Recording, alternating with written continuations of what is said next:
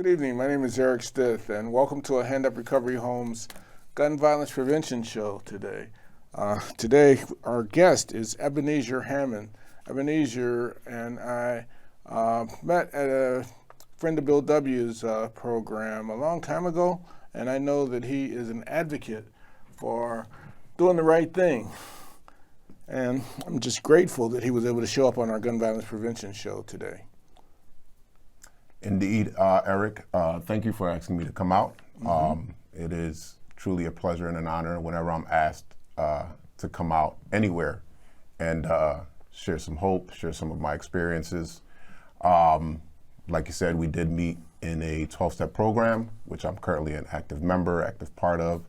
Also very active in the community as far as recovery support services. Currently, I'm in school to become a recovery support specialist as well. Okay, so you're going to get your CADC license?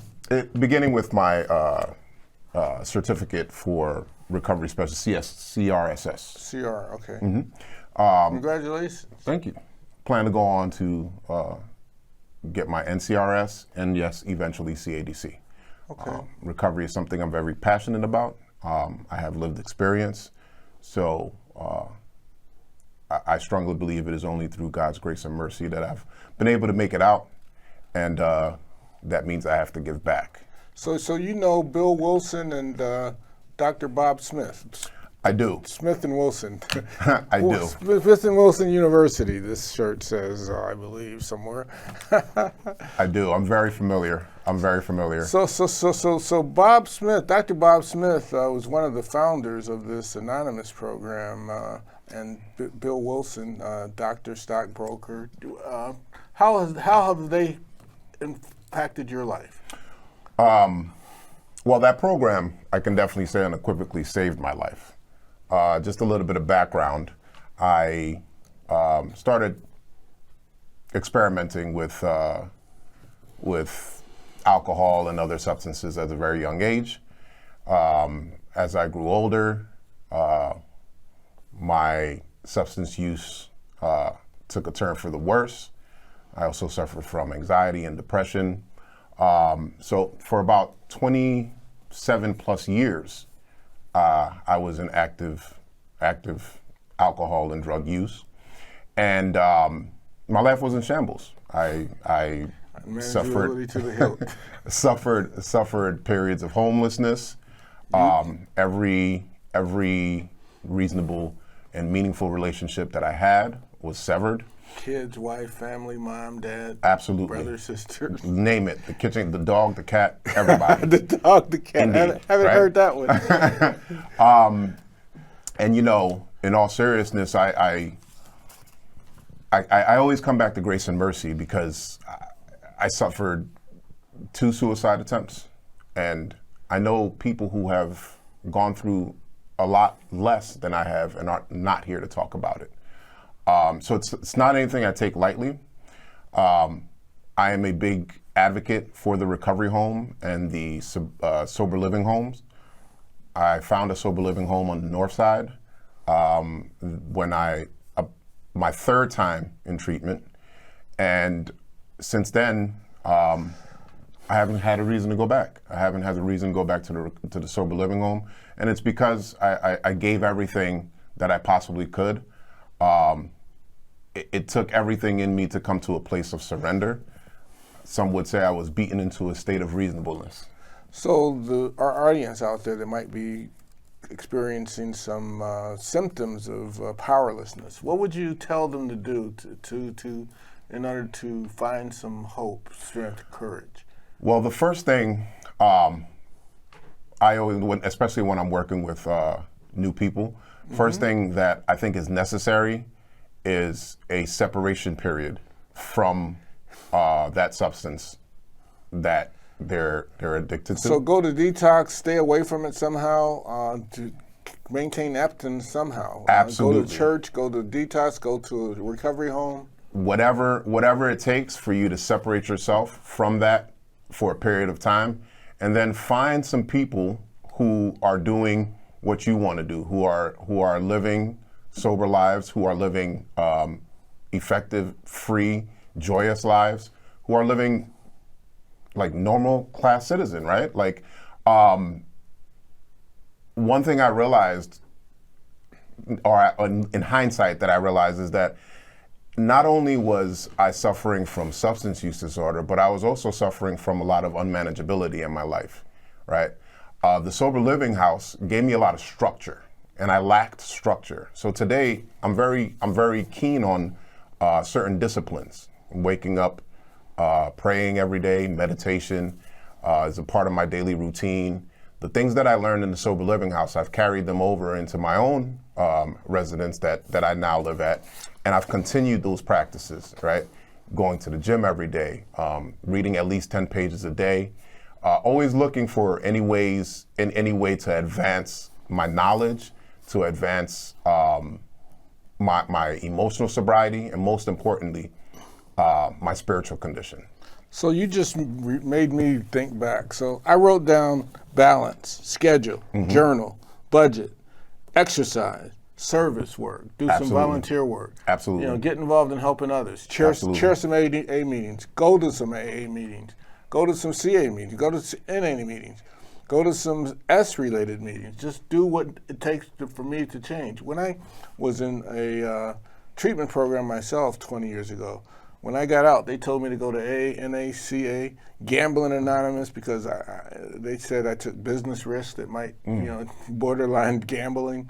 They told me to just stick with the winners. And they told me to write down on a matchbook cover or a journal, my biggest defects of character with somebody, with my minister, with my mentor, with my AA support person, sponsor. And then stick with them and let them monitor what's going on in my life. Make some phone calls every day. Yeah, absolutely. And that's kind of been the formula. Now, I'm a strong believer in there's multiple ways to recovery, right? Whatever you find that brings you some solace, some peace. You mentioned giving back. Giving back is a huge part of my recovery today, work. Right? It's actually what my recovery is all about today. Without that peace, I would fall back into a state of selfishness, sometimes self-pity, self-centeredness. Unreasonable decisions. I'd be like a dog chasing my tail. Yeah. So, but when I help others, it allows me to get outside of my own self, get outside of my own needs, and it feels good, right? The reward from knowing that I can be a blessing and an aid to somebody, as opposed to being a curse and pretty much a devastation in everyone's life that was around me at that time. It's a complete 180. It's a total turnaround. I couldn't be more grateful for it. I couldn't be more grateful for the opportunity to continue to give back. Well, my oldest daughter is married to a minister, and I have a beautiful 2-year-old grandson. And they're on their way with my ex-wife, to Colombia, Bogota, right now, actually. Nice. To visit and vacation and see my youngest daughter get married this coming week, actually, in Awesome. Bogota, Colombia. And, I'm missing that wedding, but at least I'm not missing it for the same reason I missed the other wedding, thank God. Absolutely. I talk about things as I remember back my Uncle Melvin's funeral. I missed just because I was just not in the right mindset to go out of town to and all my economic resources were focused on one area, and it wasn't areas about positive things, doing the right thing. Wasteful. I mean, I used to own probably $1 million worth of real estate, 4 flats, 3 flats, 6 offices, condo, 2 flat, and it all was squandered. So talk about how we can help the gun violence situation in Chicago. The biggest problem right now facing our community is economic development. It's gun violence. It's making sure that the kids get back to school on the right page and have safe schools. Talk about gun violence. How can we? So- How can a few people So- positively impact the gun violence situation So in Lawndale, in Garfield, in Austin? I think in these Chicago. communities that you mentioned, one of the things that I'm a strong believer in is teaching children while they're young. I think the youth in the streets of Chicago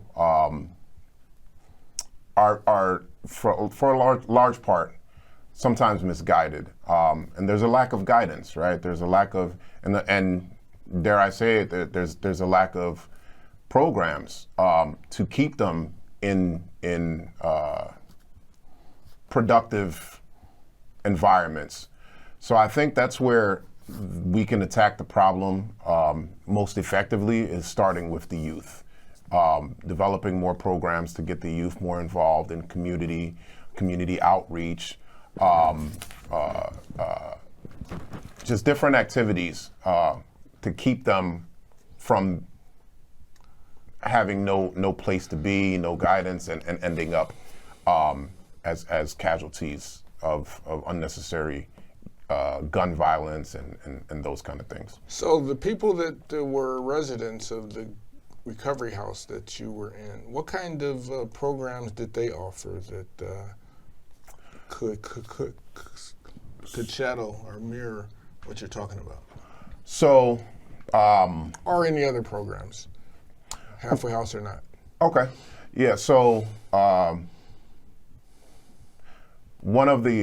actually worked at a recovery home in Austin as a recovery coach, then an administrative assistant, as well as a program manager. And of course, we were catering to the 18 and above age range. But one of the things we did was sending them out to volunteer programs, sending them out to just getting resources, right? A lot of these individuals that we were serving, some of them didn't even know how to attain Driver's license. driver's Probably. license, yeah, IDs. So writing referrals to get them to get their IDs, Resume assistance. resume, all those kind of things. Resume assistance. One of my, I would say, like, biggest triumph there was our workforce development referral program. Employment, jobs. Everybody got to have a job. When I started there, we had about on average, seven individuals working. By the time I left there, on average, there was anywhere between 15 to 20 individuals in a workforce development program or in steady gainful employment through the workforce development program. What was the max capacity of the program? The max capacity of the program was 70. Wow. Now, it's up to 100. So how many people were in the program generally while you were there? We were usually at 80 to 90% capacity most of the time, yeah. So 20% were in the workforce development program? Absolutely. Great. Absolutely. Yeah, and it's been a pleasure. It's been a pleasure serving in the communities in Chicago that need it the most.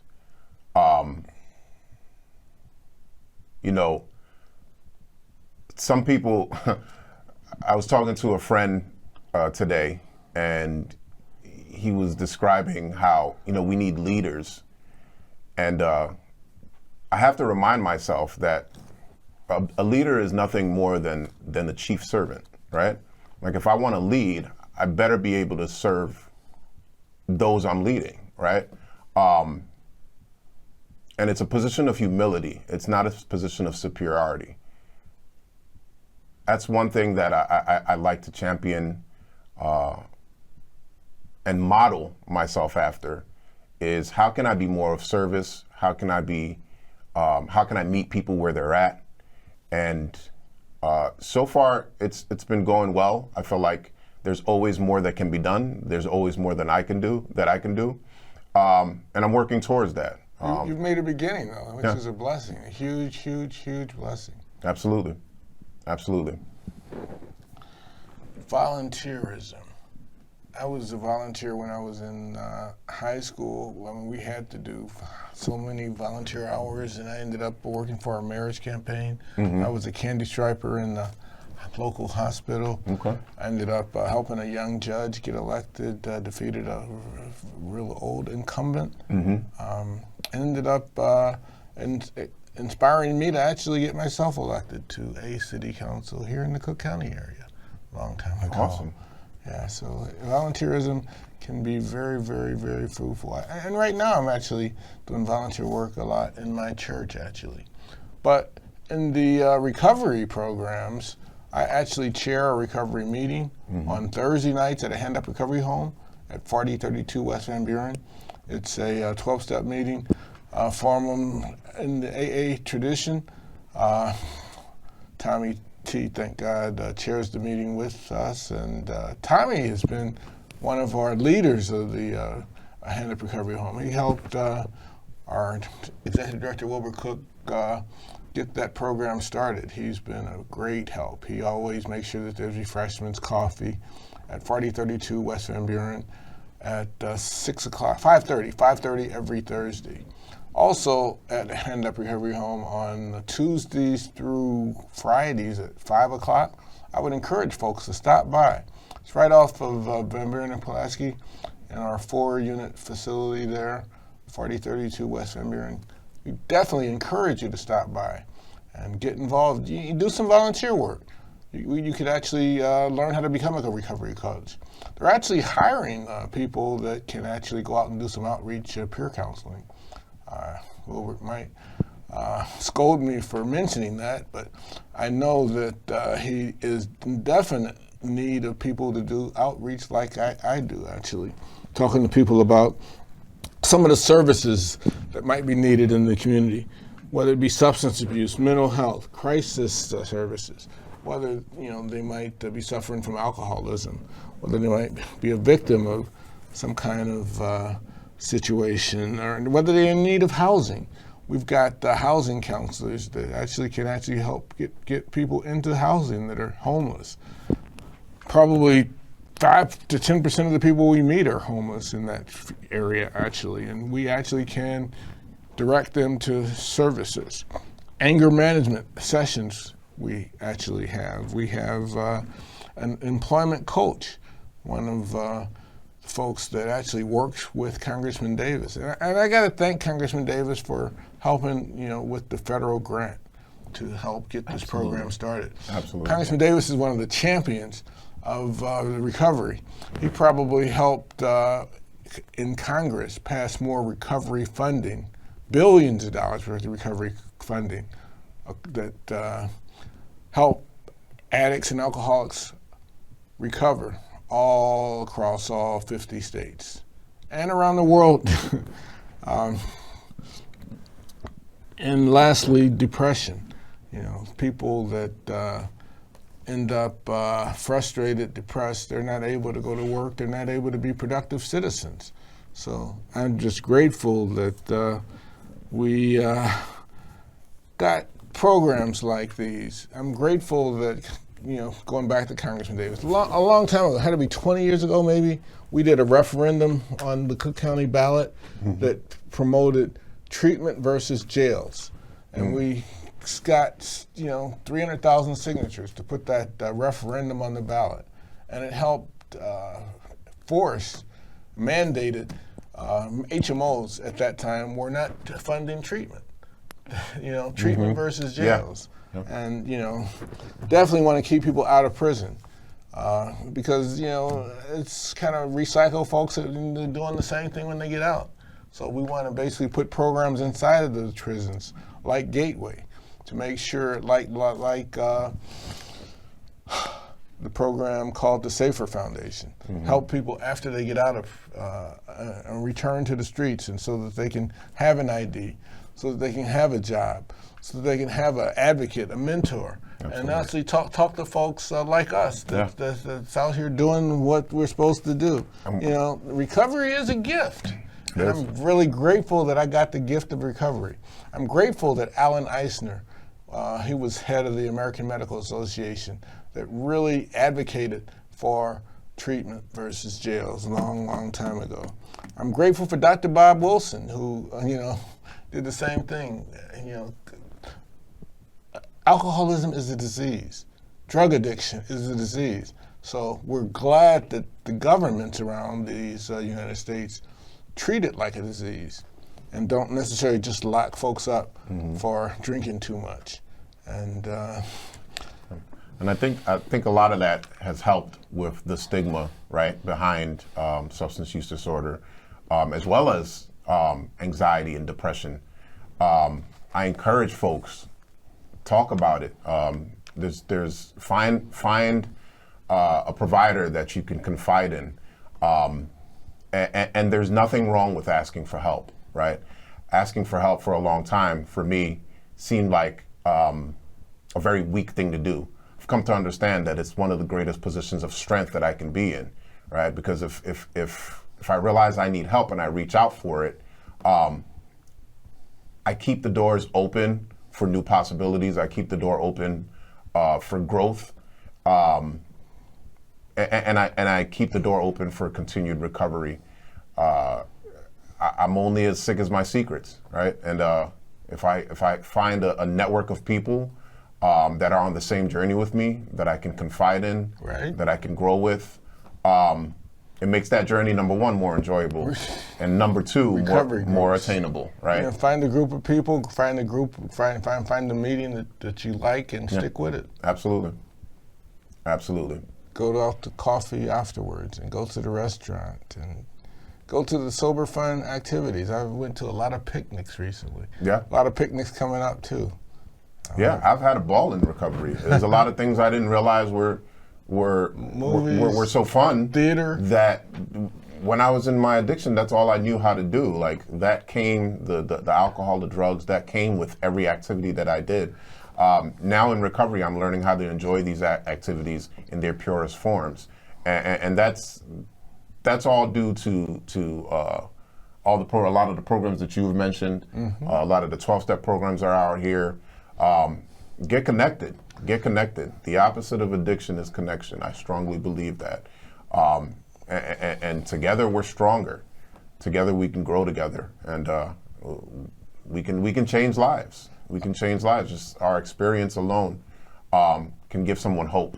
Hand Up Recovery is a nonprofit corporation, so if you've got theater tickets, you know, like to Ravinia or like to movies theaters, you can actually get in touch with a Hand Up Recovery home, and you know, possibly help us out, help some of our people that might not get to go to the Sox game, that might not get to go to the orchestra. Indeed, and it's been a pleasure, Eric. This wasn't on my schedule of stuff to do today. I didn't even know I was going to be sitting in front of cameras. You've done. But I strongly believe I'm led by God, and there's no mistake that I'm here with you. And I really appreciate the opportunity to come out and share some of my experiences. Pray that it gives someone out there some hope, and just know you're not alone in this fight. You got help. Absolutely. Hand Up Recovery Home, 4032 West Van Buren, serving the Austin, Garfield, Lawndale communities. We work out of also Cary Tensichery Church at 30, Central Park, Holman, 1500 South Central Park, Holman area. Thanks. 4032 West Van Buren.